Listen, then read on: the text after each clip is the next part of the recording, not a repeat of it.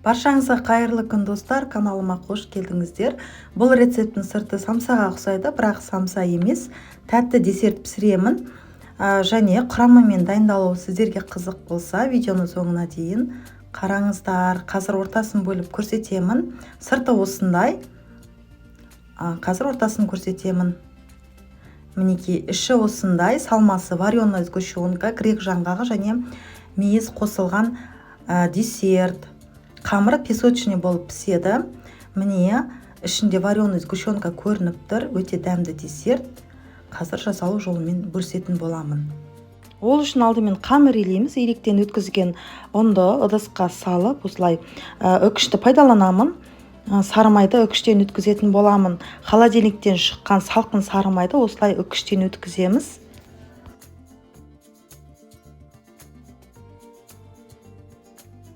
Сары майды осылай үкіштен өткізіп жатқан кезде қалған ұнды саламын. Осылай барлығын үкіштен өткізіп, крошка жасайтын боламыз. Салқындаған маймен қамырды араластырған кезде крошка пайда болады. Осылай қолымызбен араластырамыз. Одан кейін өстіп былғаймыз аздап. Дайын болған қамырдың үстінен қопсытқыш қосамыз. Шым-шым тұз. Жұмыртқаның сарыуызы және қаймақ қосамыз. Қаймақтың пайызы 15-20% бола береді. Барлығын қосып болған соң араластырып қамыр илейміз.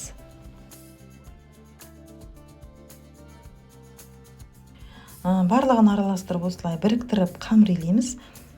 Қамырымыз бірікті. Осындай жұмсақ қамыр пайда болды. Мінекей, қамырдың түрі осындай болады, жұмсақ, тығыз емес. Осы қамырды енді илеп, кішкене қолымызбен илеп аламыз да, пакетке салып, 10 минут, 15 минутқа холодильникке қойып қоямыз. Қамыр холодильникте тынығып тұрған кезде салмасын дайындаймыз. Грек жаңғағын жуып тазалап кептіріп алдым. Осылай пышақпен бөліктерге бөліп кесеміз. Барлығын кесіп шығамыз.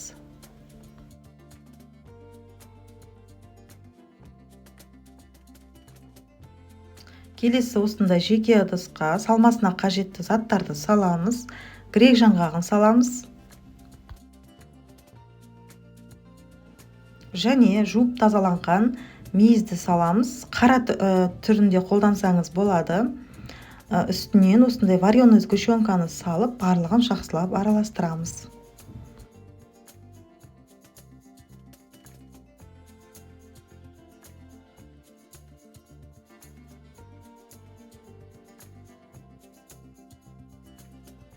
Салмасын дайындап болған соң қамырын дайындаймыз.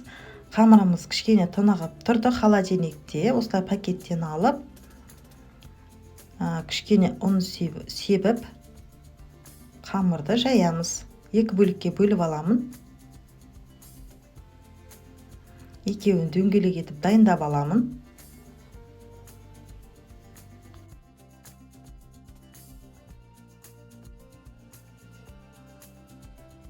Енді осылай оқтаудың көмегімен қамырды жайып аламыз. Ұнды көп сеппеңіздер.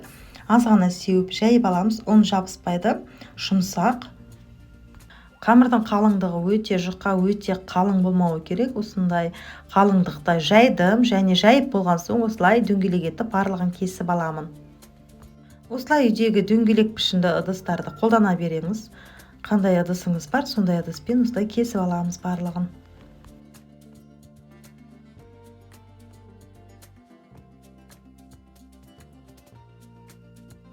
Енді осы дөңгелек қамырдың үстінен бағанағы салмамызды салып шығамыз. Шамамен бір ас қасықтан салдым. Яғни сіздерде осы дөңгелек пішіндеріңізге қарай саласыздар. Яғни жарылып кетпесін түйген кезде. Енді осылай екеуін біріктіріп, осылай түйеміз. Түйген кезде қаттырақ қысып түйіңіздер. Піскен кезде ашылып кетеді. Осылай жақсылап қысып түйіңіздер. Және де достар, бұл рецепттің құрамын осы видеоның астына жазып қалдыратын боламын. Менің каналыма тіркелмеген болсаңыздар, тіркеліп қойыңыздар. Лайк басып, комментарий жазып қалдырыңыздар.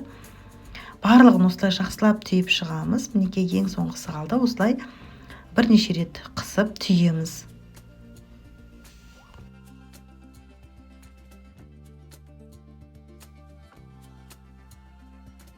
Барлығын түйіп дайындап алған соң осылай противеньге салып қызып тұрған пеште 190 градуста 30 минут пісіреміз.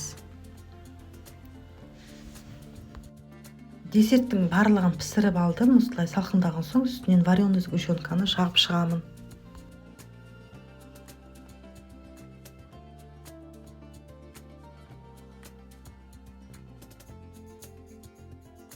Барлығына жағып болған соң осылай үстінен ұсақталған грек жаңғағын сепемін. Осымен біздің десертіміз дайын болды. Астарыңыз дәмді болсын.